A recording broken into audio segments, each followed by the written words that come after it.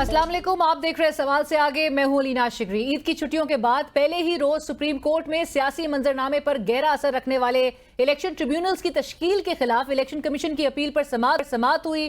Chief justice काजी फैज ईसा और justice Naeem Akhtar Afghan पर मुश्तमिल 2 रुकनी बेंच ने समाअत की, जिसके बाद अदालत ने मुख्तसर फैसला सुनाते हुए इलेक्शन ट्रिब्यूनल्स की तश्कील का फैसला मुअत्तल करने की इलेक्शन कमीशन की इस्तदा मुस्तरद कर दी। अदालत ने तहरीक इंसाफ के 9 उम्मीदवारों को केस में फरीक बनाने की इस्तदा मंजूर करते हुए नोटिस जारी कर दिए और लार्जर बेंच की तश्कील के लिए मामला 3 रुकनी कमेटी को भिजवा दिया। ट्रिब्यूनल्स की तश्कील के इख्तियार से लेकर हाल ही में ऑर्डिनेंस के जारी करने तक अहम सवालात आज की समाअत में उठाए गए, जिस पर हम आज गुफ्तगू भी करेंगे। और दूसरी जानिब पाकिस्तान पीपल्स पार्टी को जो मनाने का मिशन है बजट पास करवाने के हवाले से, वो मौजूदा हुकूमत के लिए बड़ा दर्द सर बना हुआ है।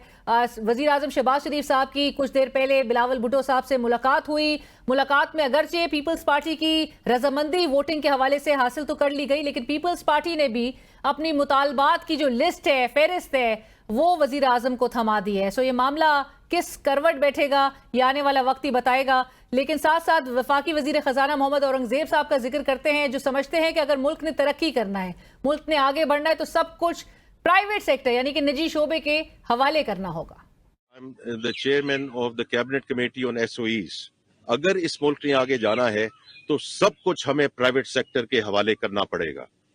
और मैं इस वक्त हुकूमत का एक अहम नुमाइंदा आप समझ लीजिए कि अगर इस मुल्क को रिलीफ चाहिए तो ये जितने खसारे हैं, जितना ये हुकूमत का बोझ है, हमें इसको कम करना होगा और हम इसको कम करने जा रहे हैं। गुफ्तगू इस वक्त हमें ज्वाइन कर रहे हैं स्टूडियोज में हाफिज Ehsan Khokar sahab, senior advocate of Supreme Court. Hafiz sahab अस्सलाम वालेकुम, बहुत शुक्रिया ज्वाइन करने के लिए। हमें ज्वाइन कर रहे हैं अबूजर सलमान न्याजी साहब, मेंबर आप हैं कोर कमेटी पाकिस्तान तहरीक इंसाफ के। अबूजर साहब अस्सलाम वालेकुम, बहुत शुक्रिया आपका भी हमें ज्वाइन करने के लिए। और सीनियर माहिर कानून, senior advocate of Supreme Court Faisal Chaudhry साहब भी हमारे साथ हमें पैनल में ज्वाइन कर रहे हैं। फैसल साहब अस्सलाम वालेकुम, आपका भी बहुत शुक्रिया। हाफिज साहब, गुफ्तगू का आगाज आपसे। ऑल्दो वी ऑल नो कि काफ़ी अहम रिमार्क्स भी चीफ जस्टिस साहब के इस आज की हियरिंग में सामने आए, जहां पर बड़े सवालात भी उन्होंने रेस किए। ऑर्डिनेंस पर भी जिस तरह से एक हेस्ट में ऑर्डिनेंस और बड़ा टारगेटेड एक स्पेसिफिक ऑर्डिनेंस लगता है वो लेकर आया गया, उस पर भी बड़े सवाल चीफ जस्टिस साहब ने रेस किए। और यहाँ तक कि उन्होंने ये तक कह दिया कि इस ऑर्डिनेंस के हवाले से कि ये इलेक्शन में मदाखलत है। ओवरऑल ये किसकी डोमेन या किसका इख्तियार है? चीफ जस्टिस साहब ने ये तो ऑल्दो के क्लियर किया आज, और उनके रिमार्क्स थे कि इलेक्शन कमीशन ऑफ पाकिस्तान के पास ये इख्तियार है कि वो ट्रिब्यूनल्स को तश्कील दे, उनके पास ये इख्तियार मौजूद है। किस तरह से आप रीड करते हैं चीफ जस्टिस साहब के इन रिमार्क्स को?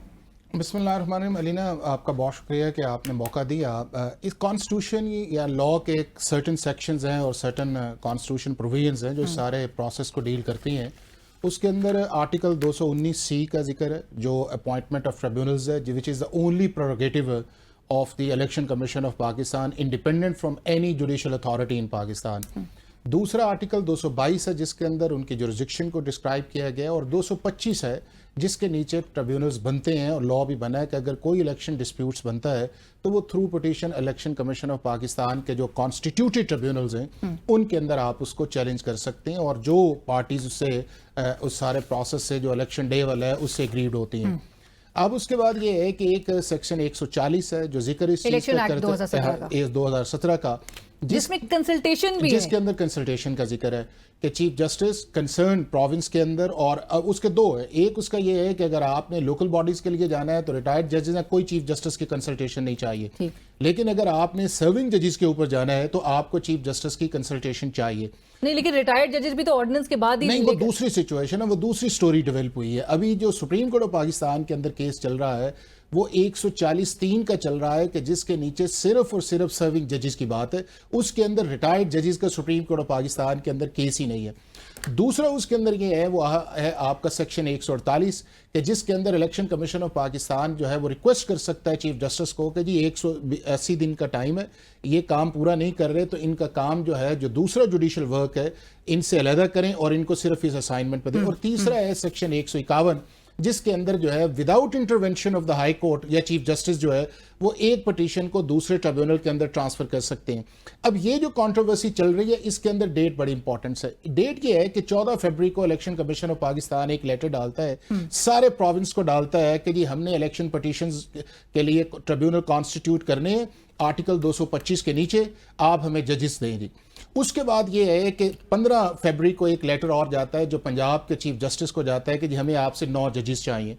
उसके बाद ये है कि 20 फरवरी को जो पंजाब के लाहौर हाई कोर्ट के चीफ जस्टिस है वो 2 जजेस के नाम देते हैं और इलेक्शन कमीशन ऑफ पाकिस्तान उसको एज इट इज एक्सेप्ट कर लेता है। इस दौरान जो दूसरे ट्रिब्यूनल्स बनते हैं, जो लिस्टें आती हैं जो आपकी KPK से है या बलूचिस्तान से है या सिंध से है, वो as it is Election Commission of Pakistan उसको एक्सेप्ट कर लेता ठीक है। मार्च के अंदर जाके जुरिस्डिक्शंस को असाइन किया जाता है कि जो 2 आपके ट्रिब्यूनल के जजेस से, एक को लाहौर के लिए और एक को मुल्तान डिवीजन के लिए किया जाता है। अब जो कंट्रोवर्सी स्टार्ट होती है वो है 4 अप्रैल 2024 को कि जब जो कंसर्न चीफ जस्टिस थे जो अब सुप्रीम कोर्ट के अंदर आ गए हैं, उन्होंने 6 जजेस की एक लिस्ट भिजवाई कि जी आप इन 6 जजेस को नॉमिनेट करें।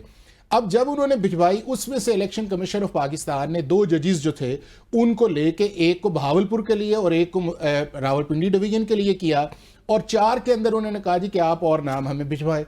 उसके बाद हुआ ये है कि ये मामला जब 24/4 को इलेक्शन कमीशन ऑफ पाकिस्तान का जो आया उसके ऊपर जाके तो फिर 1 मई के अंदर जुरिस्डिक्शन का आया और मामला हाई कोर्ट के अंदर गया। बट हाफिज साहब, मैं अबूजर सलमान न्याजी साहब की तरफ ये लेके जाना चाहूंगी। अबूजर साहब, आज जिस तरह से जैसे नईम अख्तर अफगान साहब ने भी ये कहा कि बलूचिस्तान हाई कोर्ट में जो ट्रिब्यूनल्स की कार्रवाई है वो ऑलमोस्ट मुकम्मल होने को है, जिस पर चीफ जस्टिस साहब के रिमार्क्स थे कि क्या यहाँ पर कोई अना का मसला है किधर, अब्यूज ऑफ पावर्स किसके एंड पर हुई है आपके ख्याल में? और ये अगर इतना ही सिंपल है कि जहाँ पर सेक्शन 140 हाफिज साहब भी कोट कर रहे हैं इलेक्शन एक्ट का, जिसमें कंसल्टेशन रिक्वायर्ड थी, बगैर कंसल्टेशन के लाहौर हाई कोर्ट ट्रिब्यूनल्स जो है वो कायम कर देता है, सो ये मामला आपको लगता है कि पेचीदा और कॉम्प्लिकेट एक ऐसे जज साहब जो वो उस 6 की लिस्ट में शामिल थे, इलेक्शन कमीशन ऑफ पाकिस्तान ने डिसअप्रूव कर दिया था उनका नाम, उन्होंने उस सुना और फिर ये था कि क्या उस शख्स जिसने ऑलरेडी इलेक्शन पिटीशन फाइल की हुई है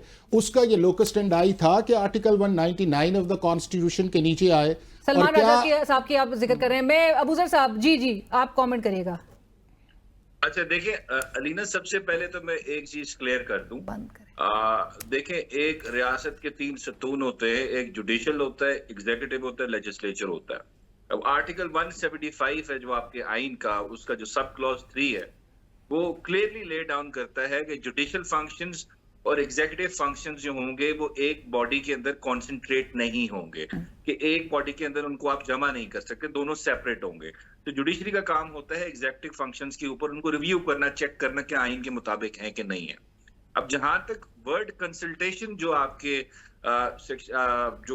सिलेक्शन एक्ट में यूज हुआ हुआ है, उसकी कंसल्टेशन की जो इंटरप्रिटेशन की है सुप्रीम कोर्ट ऑफ पाकिस्तान के बड़े बेंचेस ने, स्पेशली 1996 में और 97 में अल जिहाद केस 2 दफा आया, तो सुप्रीम कोर्ट उसमें कहती है द कंसल्टेशन जो होती है that means effective meaningful consultation, और वो जो कंसल्टेशन होती है that is recommendation of the chief justice and that has a binding effect on the executive branch of the state.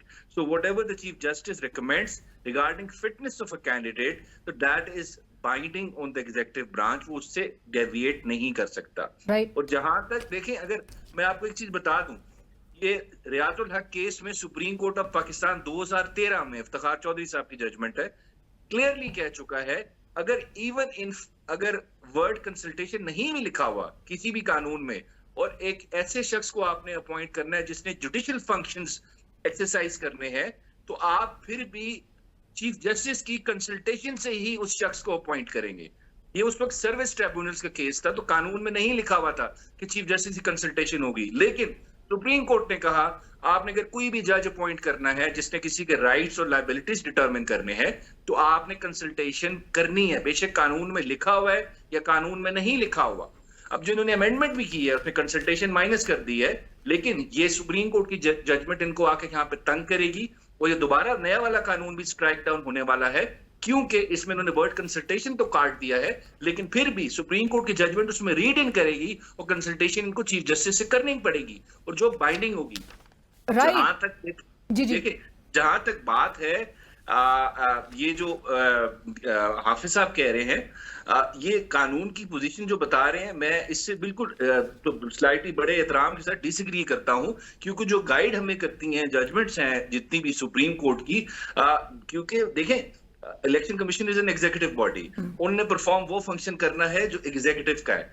वो आर्टिकल सेक्शन 141 कहता है आपका इलेक्शन एक्ट का, इलेक्शन कमीशन जो है, जो इलेक्शन ट्रिब्यूनल्स हैं, दे आर सिविल कोर्ट्स, उनके पास सिविल कोर्ट की पावर्स हैं, और सुप्रीम कोर्ट 3 दफा कह चुकी है 3 जजमेंट्स में कि इलेक्शन ट्रिब्यूनल्स आर कोर्ट्स।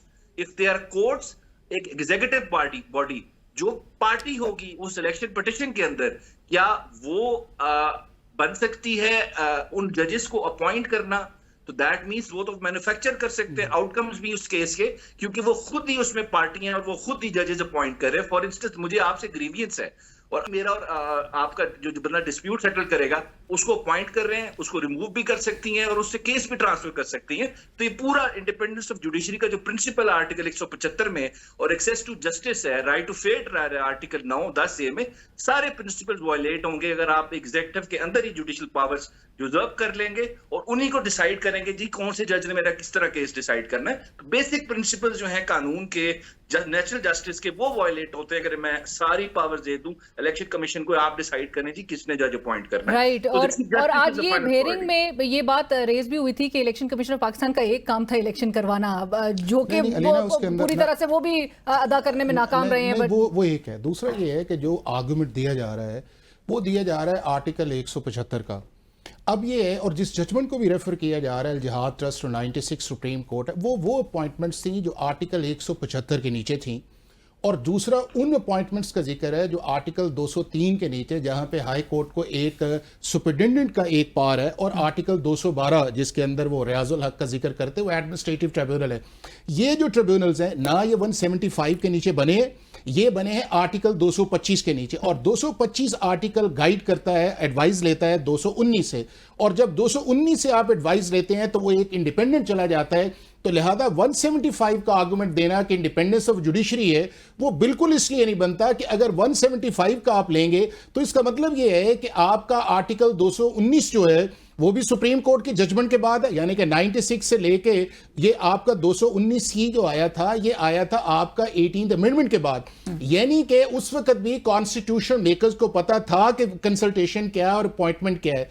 दूसरा ये है कि फिर सेक्शन 140 है, इसका मतलब वो भी अल्ट्रा वायरीज है, इसका मतलब है 148 भी अल्ट्रा वायरीज है, और जब आप ट्रांसफर कर सकते हैं बगैर किसी पूछे हुए जो आपका इनहेरिटेड पावर है इलेक्शन कमीशन ऑफ पाकिस्तान का, तो इसका मतलब है कि फिर वो भी अल्ट्रा वायरीज है। तो इसको मिक्स करना इलेक्शन मैटर्स को उस आर्टिकल 175 के नीचे या एडमिनिस्ट्रेटिव ट्रिब्यूनल्स के नीचे इसको लेके आना, मेरा ख्याल है कि वही एक ऐसी चीज है कि जो इस सुप्रीम कोर्ट इसको फर्स्ट इंप्रेशन के अंदर डिसाइड करेगी। और दूसरा जो इंपॉर्टेंट इस चीज के अंदर है कि जिस बुनियाद के ऊपर डिसाइड किया गया है कि जी चीफ जस्टिस के आगे सबको सरेंडर करना चाहिए, ये बेसिकली जजमेंट है जो अभी आई है शाहिद करीम साहब वाली जो आई लाहौर हाई कोर्ट की। तो क्या सरेंडर जो है अकॉर्डिंग टू कॉन्स्टिट्यूशन होना चाहिए कि आप उसको अकॉर्डिंग टू कॉन्स्टिट्यूशन नहीं है कि बस एक चीफ जस्टिस ने कहा। लेकिन वो जो न्याजी साहब भी जी न्याजी साहब, फिर मैं फैसल साहब की तरफ जाऊंगी, और जो वो जिक्र भी कर रहे हैं वो जो नया कानून में तो आपने माइनस ही कर दिया। नहीं, वो 2017 के अंदर वो था अलीना, 2017 के अंदर वो था कि रिटायर्ड जजेस की कंसल्टेशन हो ही नहीं सकती।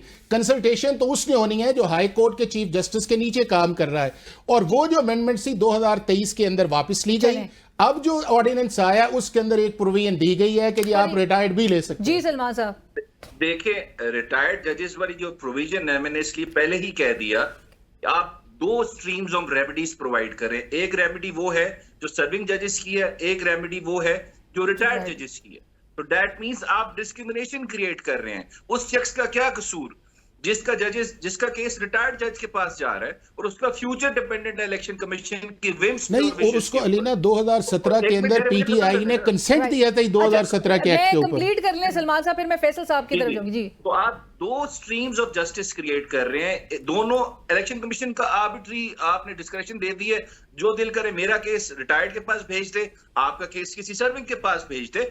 इसी बेसिस पे 1957 में सुप्रीम कोर्ट वारिस मी केस के अंदर दो स्ट्रीम्स ऑफ जस्टिस प्रोवाइड की थी रेमेडीज, तो उनको स्ट्राइक डाउन कर चुकी है। फॉरेन एक्सचेंज रूल था, फिर 91 में एक दफा सुप्रीम कोर्ट स्ट्राइक डाउन करती, 93 में कर चुकी है कि आप एक शख्स के लिए दो डिफरेंट रेमेडीज जो पिक एंड चूज हो सकते हैं जी, आप रिटायर्ड के पास चले जाएं, आप फलाने ट्रिब्यूनल के पास चले जाएं, जो इलेक्शन कमीशन का दिल करेगा उसका डिटरमिन करेगा। बिल्कुल बढ़ेंगे इसी के साथ ही एक ब्रेक की तरफ। Join us right after this break.